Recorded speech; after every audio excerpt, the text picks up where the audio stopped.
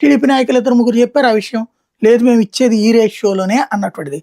అప్పుడు మాణిక్యాలరావు గారు చెప్పారు. ఆ తర్వాత ఆయన చౌదరి శ్రీనివాస్ చౌదరి చెప్పాడు. ఇవన్నీ మాట్లాడారు ఆ రోజునే. మాకున్న సమాచారం అయితే ఇది టికెట్ల రేషియో అన్నటువంటిది. అదే రేషియోలోనే ఇచ్చారు టికెట్లు. ఆ రేషియోలోనే కంటిన్యూ అయ్యారు ఎమ్మెల్యేలైనా, ఎంపీలైనా ఇవన్నీ కూడా.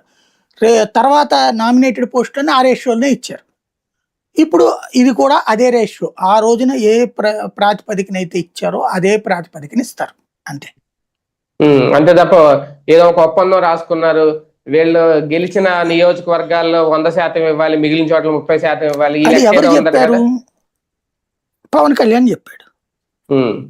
మోసం చేసింది ఆయన, తన కార్యకర్తలు, తన నాయకుల్ని.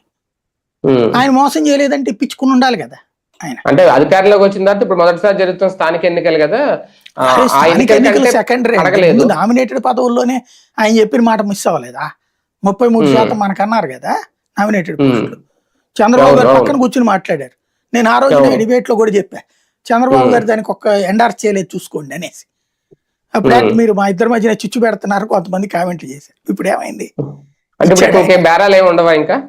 ఆయన చెప్పేసాడు కదా, మాకేం బేరాలు లేవమ్మా, అంతే, క్లియర్. అది కార్యకర్తలకి తప్పు సమాచారం ఇచ్చింది పవన్ కళ్యాణ్ ఆయన. కాబట్టి అది క్లియర్. వాళ్ళు మొత్తం కలిపితే వీళ్ళకి 16% 17% ఇచ్చారు అసెంబ్లీ సీట్లు.